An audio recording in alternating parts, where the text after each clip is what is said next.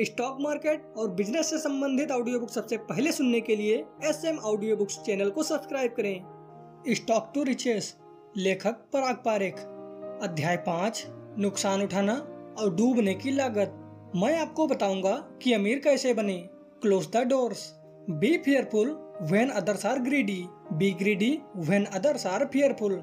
जब दूसरे लालची हों तब भयभीत होना, और जब दूसरे भयभीत हों तो लालची होना। कोलंबिया विश्वविद्यालय में छात्रों के एक समूह को व्याख्यान देते हुए वॉरेन बफेट। अधिकांश समय स्टॉक दोनों दिशाओं में तर्कहीन और अत्यधिक कीमत में उतार चढ़ाव के अधीन होते हैं, जिसके परिणाम स्वरूप अधिकांश लोगों को उम्मीद, भय और लालच का रास्ता देने के लिए अटकल या जुआ खेलने की प्रवृत्ति होती है।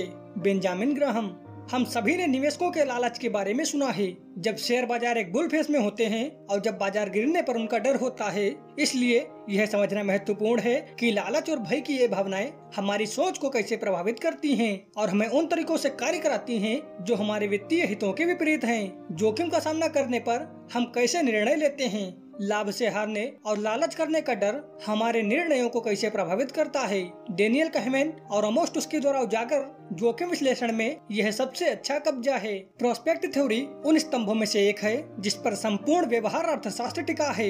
इस सिद्धांत का एक संक्षिप्त विवरण हमें भय और लालच की हमारी मजबूत भावनाओं को समझने में सक्षम करेगा। जहाँ तक हमारे नुकसानों के प्रति हमारी भावनाओं का संबंध है, हम दो व्यवहार वाले जानवरों से पीड़ित हैं। नुकसान का फैलाव जो कि खोने का डर है, और लागत में गिरावट का डर है जो कि पहले से ही खर्च किए गए पैसे को भूलने में हमारी क्षमता है। जहाँ तक लाभ के प्रति हमारी भावनाओं का संबंध है, हम यथास्थिति से पीड़ित हैं जो निर्णय लेने में हमारी असमर्थता है, और बंदोबस्ती प्रभाव जो कि हम स्वयं के साथ प्यार में पड़ने की प्रवृत्ति है, और इस प्रकार हम परिवर्तन का विरोध करते हैं। नुकसान निवारण। मैं इसे सुरक्षित खेलना चाहता हूँ। मैं नहीं चाहता कि मेरी पूरी पूंजी खत्म हो जाए। मैं अपना पैसा निश्चित प्रतिभूतियों में निवेश करना चाहूंगा। 2002 में एक ग्राहक शेयर बाजार मेरे लिए नहीं है, खासकर जब मुझे पता है कि टेक बूम में लोगों का सफाया कैसे हुआ। मुझे सपोर्ट करने के लिए एक परिवार मिला है। मैं बैंक डिपॉजिट में 6% कमाकर खुश हूँ। कम से कम मुझे पता तो है कि मेरा पैसा सुरक्षित है। 2001 में श्री गांधी की टिप्पणी। मैंने 3000 रुपए में विजुअल सॉफ्ट खरीदा था। मैंने 95,000 रुपए का एक उच्च मूल्य देखा। अब यह 400 रुपए में है। मैं इसे धारण करूंगा। मैं एक दीर्घकालिक निवेशक हूँ। 2001 में ट्रेडर्स ने आक्रामक रवैया अपनाया। मैंने तकनीकी क्षेत्र में उछाल में भाग लिया। मैंने अपना मुनाफा इन्फोसिस और विप्रो में जल्दी बुक कर लिया था, लेकिन मैं अभी भी पेंटाफोर, सत्यम, ग्लोबल और एफटेक को पकड़ता हूँ। मैं बेच नहीं सकता क्योंकि मेरे खरीदने के बाद वे कभी भी मेरी लागत मूल्य से ऊपर नहीं गए। श्रीमती अरोरा ने घाटे को बुक करने में असमर्थता जताई। मेरे पास अपने पोर्टफोलियो का 30% प्रौद्योगिकी शेयरों में था। जब स्टॉक गिर गया तो मैंने धीरे धीरे अपनी प्रतिबद्धता बढ़ाई और आज यह 100% है। मुझे पता है कि समय के साथ साथ मैं अपने नुकसान की भरपाई कर लूंगा। स्टॉक पलटाव के लिए बाध्य हैं। श्री कानन एक बहुत ही जानकार निवेशक जो अपने दांव को दोगुना करना जानते हैं। उपरोक्त कथन सिर्फ इस बात का एक नमूना है कि लोग शेयर बाजारों में कैसे प्रतिक्रिया करते हैं। हो सकता है आपने भी उसी तर्ज पर सोचा और काम किया हो। अच्छा, लंबे समय के लिए नहीं, जैसे ही आप पढ़ेंगे आप अपनी सोच बदल लेंगे। चलो दो परिदृश्यों पर एक नजर डालते हैं। परिदृश्य 1, आपको 1000 रुपए और 2 विकल्प दिए गए हैं। विकल्प ए 500 रुपए की जीत की गारंटी। विकल्प बी, एक सिक्के को उछाला जाएगा। अगर हेड आया तो आपको 1000 रुपए मिलते हैं, और अगर टेल आया तो आपको कुछ भी नहीं मिलेगा। आप कौन सा विकल्प चुनेंगे? अब परिदृश्य 2 पर जाएं। परिदृश्य 2, आपको 2000 रुपए और 2 विकल्प दिए गए हैं। विकल्प ए 500 रुपए के नुकसान की गारंटी। विकल्प बी, एक सिक्के को उछाला जाएगा। अगर टेल आया तो आप 1000 रुपए खो देंगे, और अगर हेड आया तो आप कुछ भी नहीं खोएंगे। आप कौन सा विकल्प चुनेंगे? अनुसंधान का सुझाव है कि यह संभावना है कि आप परिदृश्य 1 में विकल्प ए का चयन करने की तुलना में अधिक हैं, क्योंकि 500 रुपए की जीत की गारंटी है। आपने रूढ़िवादी तरीके से काम किया और सुनिश्चित लाभ में ताला लगाने का अवसर लिया। लेकिन परिदृश्य 2 में आप सबसे अधिक विकल्प बी का चयन करेंगे, क्योंकि आप 500 रुपए की गारंटी ध्यान के साथ सामना नहीं करना चाहते थे। इसलिए आपके नुकसान से बचने का मतलब है तो आप अधिक जोखिम लेने के लिए तैयार थे। यह इस पूर्वाग्रह पर है जो जुआरी को कैसीनो के साथ इतना लोकप्रिय बनाता है। जब एक निश्चित लाभ के लिए सामना किया जाता है तो हम रूढ़िवादी हो जाते हैं। ऐसा क्यों है? और जब एक नुकसान के साथ सामना किया जाता है तो हम अधिक जोखिम लेने के लिए तैयार हो जाते हैं। इसका कारण यह है कि एक नुकसान की पीड़ा समान लाभ की खुशी से 3 गुना अधिक है। समय के साथ दर्द भयानक हो जाता है और खुशी उबाऊ हो जाती है। इस पर विचार करो। आपको अपने टीवी का उपयोग करते समय एक बिजली का झटका मिलता है। इससे आपको डर लगेगा और आप तब तक टीवी के पास जाने से बचेंगे जब तक गलती सही नहीं हो जाती। जब आप पहली बार एक कार खरीदते हैं तो आपको जो खुशी मिलती है उसके साथ इस पर विजय प्राप्त करें। थोड़ी देर बाद आप इससे उब जाते हैं और आप एक बेहतर और बड़ी कार के लिए तरस जाते हैं। यह कभी नहीं रुकता। आपकी इच्छाएं उन्नत होती रहती हैं क्योंकि समय के साथ आनंद उबाऊ हो जाता है। हम अलगाव में नुकसान और मुनाफे को देखते हैं और यही कारण है कि हम नुकसान के प्रसार से ग्रस्त होने का खतरा अधिक लेते हैं। इसलिए हमें अलग अलग शेयरों या परिसंपत्तियों के अलग अलग वर्गों को व्यक्तिगत रूप से नहीं बल्कि समग्र रूप से पोर्टफोलियो के हिस्से के रूप में देखना चाहिए। उदाहरण के लिए मान लीजिए कि इक्विटी में 10% की गिरावट आई है और बॉन्ड में 8% की बढ़ोतरी हुई है। हमें ओवरऑल प्रभाव पर नजर डालनी चाहिए जो कि केवल 2% है। या 10 शेयरों के साथ एक पोर्टफोलियो का मामला लें। प्रत्येक का मूल्य 1 लाख रुपए है। अगर 2 शेयरों में 50% की गिरावट आती है तो पोर्टफोलियो पर कुल प्रभाव केवल 10% है। लेकिन अगर हमें शेयरों को अलग थलग करके देखना है तो हम इसे 2 शेयरों के मूल्य में 50% की गिरावट के रूप में देखेंगे। यह एक बड़ा झटका है और हम बाद में पछतावा करने वाले निर्णय ले सकते हैं। पहले उल्लेख किए गए परिदृश्यों में यदि हम विकल्पों का उपयोग करने के बाद अंतिम वित्तीय स्थिति को देखते हैं तो दोनों मामलों में स्वचालित विकल्प ए होगा क्योंकि यह हमें 1500 के साथ छोड़ देगा। नुकसान का प्रभाव। ए, निवेशक शेयरों में निश्चित आय निवेश को प्राथमिकता देते हैं। 2003 की शुरुआत तक .com के बुलबुले के फूटने के बाद की अवधि गवाह थी। सभी को खोने का इतना डर था कि वे फिक्स्ड इनकम सिक्योरिटीज में निवेश करना पसंद करते थे। हालांकि उन्होंने आकर्षक वैल्यूएशन और अच्छे डिविडेंड यील्ड के कारण निवेश करने का सबसे अच्छा समय बताया था। प्रौद्योगिकी शेयरों में किस्मत खोने वाले निवेशकों का दर्द इतना ज्वलंत और सच था कि निवेशक शेयर बाजारों में कुछ भी करने को तैयार नहीं थे। डर की भावना इतनी मजबूत थी कि इससे नुकसान का प्रतिरोध पैदा हुआ। वास्तव में निवेश करने का सही समय वह है जब अन्य लोग डरते हैं। बी, निवेशक अपने लाभ को बहुत जल्दी लेते हैं। शेयर बाजारों में सफल होने के लिए विजेताओं की सवारी करना और हारने वालों को छोड़ना महत्वपूर्ण है। हालांकि नुकसान से बचने के लिए हमें अत्यधिक रूढ़िवादी बना दिया जाता है, इसलिए हम मुनाफा बहुत पहले ही बुक कर लेते हैं। हम सभी नुकसान उठाने से पीड़ित हैं और यही कारण है कि हम पाते हैं कि विजेताओं को कम मात्रा में लाभ मिलता है और नुकसान भारी होता है। जीतने वाली लकीरें छोटी होती हैं।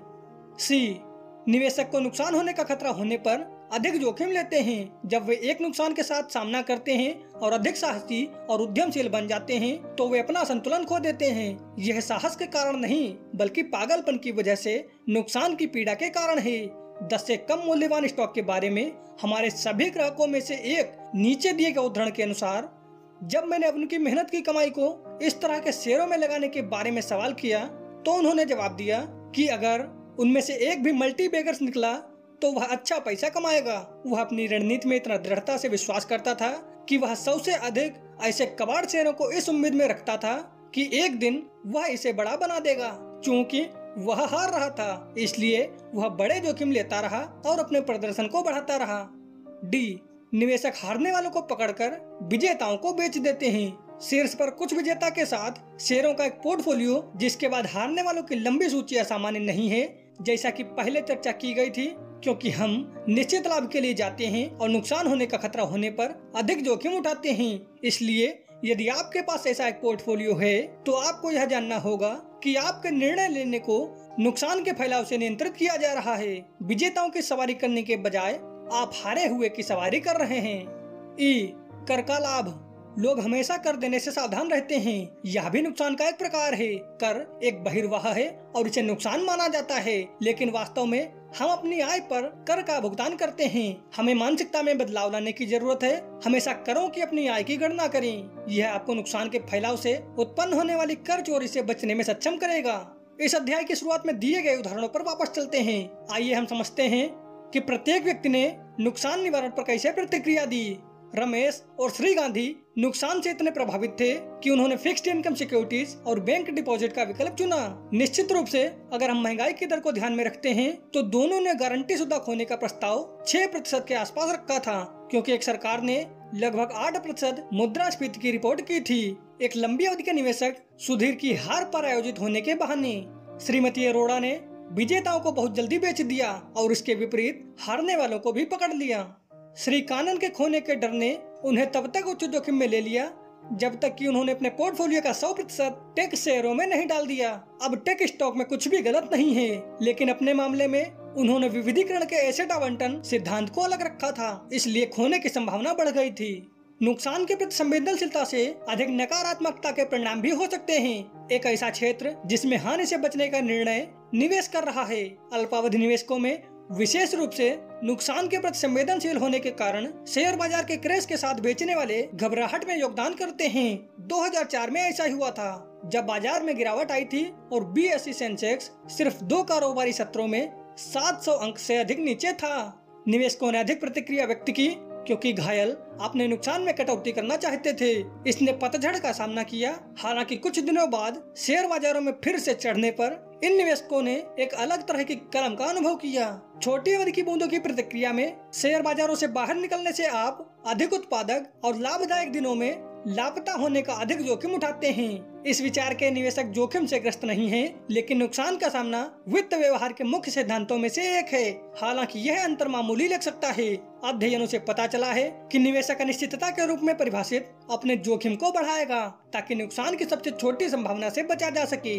यह इतना नहीं है कि लोग अनिश्चितता से नफरत करते हैं, बल्कि यह है कि वे हार से नफरत करते हैं। डूबने की लागत। नंबर 1, मैंने स्टरलाइट ऑप्टिक में निवेश किया है। यह एक महान स्टॉक है। मैंने टेलीकॉम बूम के बारे में पढ़ा है और मुझे यकीन है कि यह सही है। ब्रोकर, टेलीकॉम का क्रेज खत्म हो गया है, वहाँ ओवरकेस हो गया है और कहानी खत्म हो गई है। स्टॉक में गिरावट आ रही है क्योंकि इंडस्ट्री के फंडामेंटल बदल गए हैं। निवेशक, तो क्या मैं अधिक खरीदूंगा और अपनी खरीद की लागत को नीचे लाऊंगा? मुझे पता है कि यह एक महान स्टॉक है। कृपया 2000 स्टरलाइट ऑप्टिक खरीदें।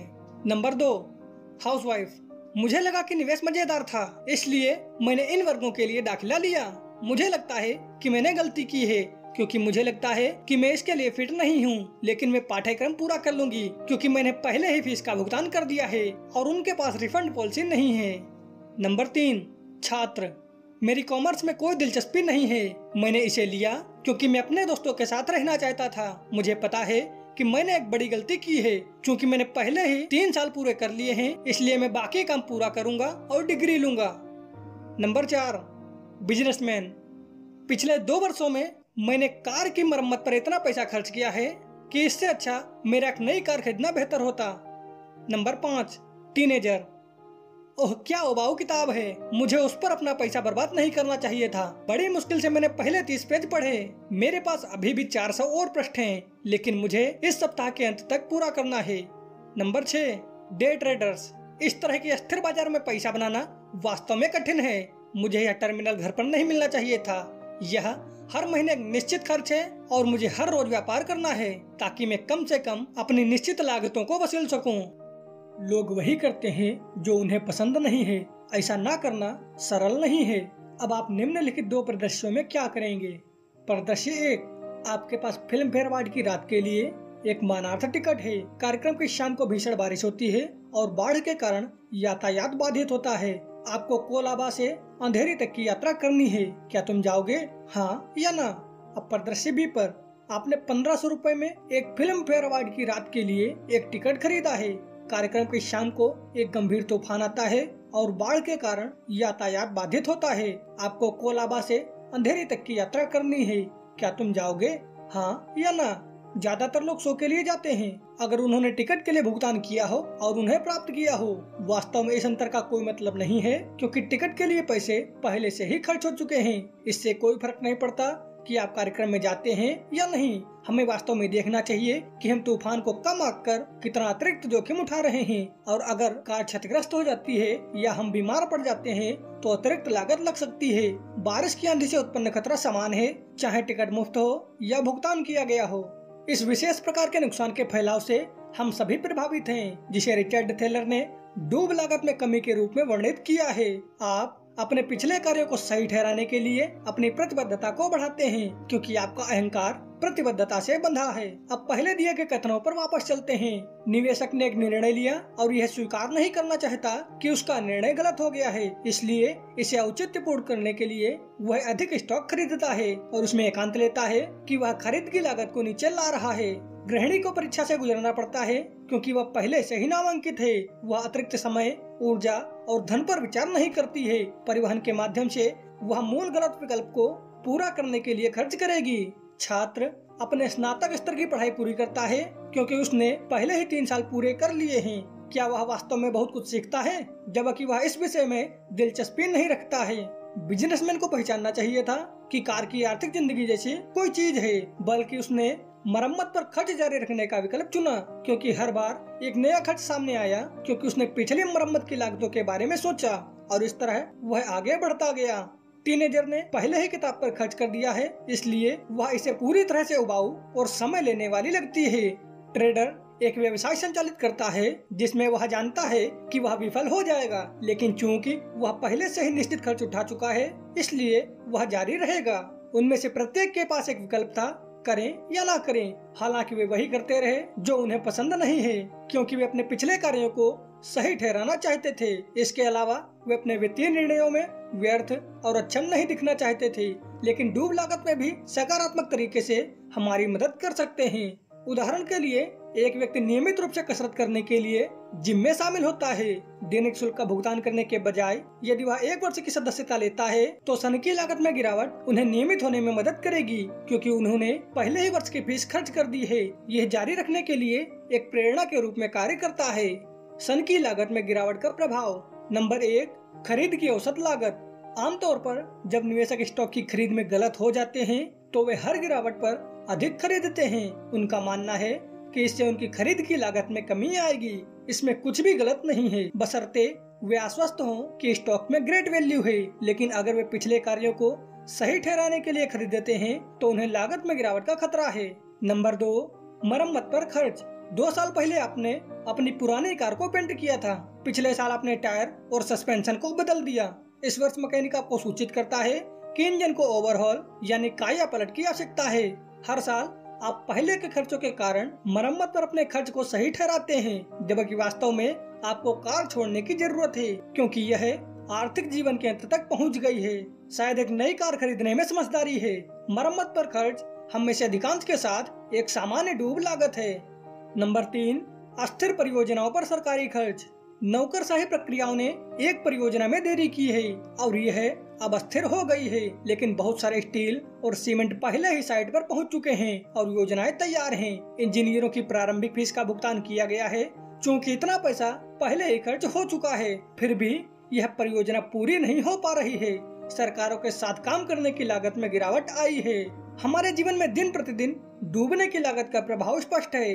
कितनी बार हम उबाऊ फिल्म देखने के लिए बैठे हैं सिर्फ इसलिए क्योंकि हमने टिकट खरीदे थे। डूब लागत में गिरावट के प्रभाव के कुछ उदाहरण यहाँ दिए गए हैं। एक रेस्तरां में विभिन्न प्रकार के व्यंजन हैं, क्योंकि रेस्तरां को विभिन्न प्रकार के लोगों के तालु को संतुष्ट करना है।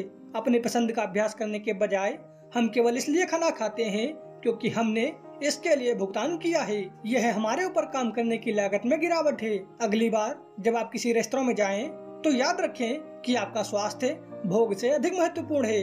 यह नुकसान के 2 व्यवहार विसंगतियों को समझने के लिए पर्याप्त नहीं है, बल्कि डूबने की लागत को कम करना है। हमें अपनी खुद की विसंगतियों को पहचानना होगा ताकि हम खुद को बेहतर बना सकें और बेहतर निवेशक बन सकें। नीचे से बाहर निकलना। यह पता लगाने के लिए कि क्या आप नुकसान का शिकार हैं, तो इन सवालों का जवाब दें। नंबर 1, क्या आप शेयरों पर निश्चित आय प्रतिभूतियां पसंद करते हैं? नंबर 2, जब कीमतें गिरती हैं तो क्या आप बाजारों से बाहर निकलने के लिए लुभाते हैं? नंबर 3, क्या आपके पोर्टफोलियो में हारने वालों की लंबी सूची के बाद कुछ विजेता शामिल हैं? नंबर 4, क्या आप अपने विजेताओं को तेजी से बेचते हैं और हारने वालों को पकड़ते हैं? नंबर 5, क्या आप अपने पिछले खर्चों के आधार पर खर्च करने के महत्वपूर्ण निर्णय लेते हैं? यदि आपके प्रश्न का उत्तर हाँ में है तो आप नुकसान से बचने और डूबने की लागत में कमी का शिकार हैं। निम्नलिखित सुझाव आपको भविष्य में निवेश के निर्णय लेने में सक्षम बनाएंगे।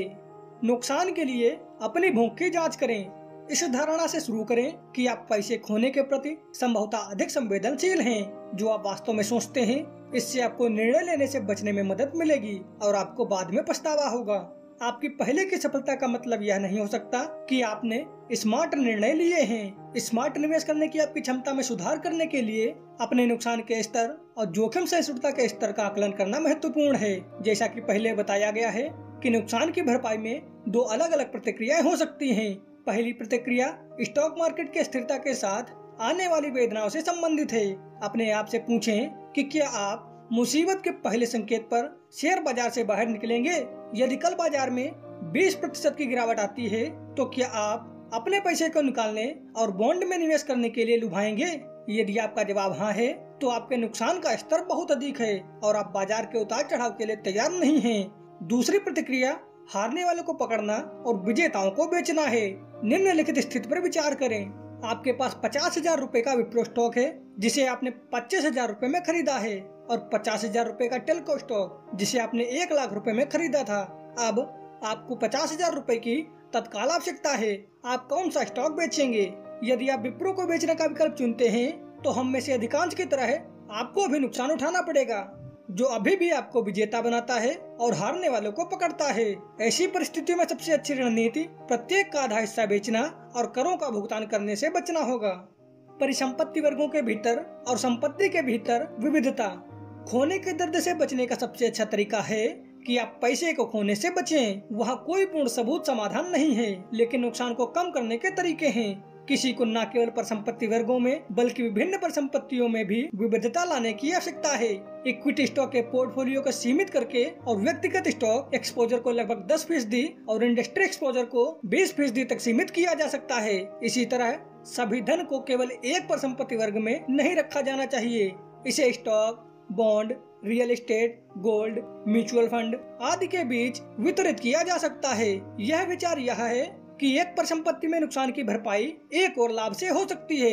इसलिए आपको यह भावनात्मक रूप से प्रतिक्रिया देने और आवेग पर मूर्खतापूर्ण कार्रवाई करने की संभावना कम है। जैसा कि पहले चर्चा की गई थी, आपके पोर्टफोलियो का समग्र दृष्टिकोण लेने से आपको नुकसान से बचने के जाल से बचने में मदद मिलती है। Total portfolio vision. हमें अलगाव में हानि और लाभ को देखने से बचना चाहिए। हमें पूरे पोर्टफोलियो के हिस्से के रूप में व्यक्तिगत निवेश को देखने के लिए खुद को प्रशिक्षित करना चाहिए। इसके लिए अनुशासन की आवश्यकता होती है। बड़ी तस्वीर पाने के लिए आप अपनी सूचना रिपोर्ट को एक स्प्रेडशीट पर रख सकते हैं। दूसरा, एक ठोस निवेश दर्शन और एक रणनीति होना जरूरी है। कागज पर निवेश योजना को नीचे रखना सबसे अच्छा है।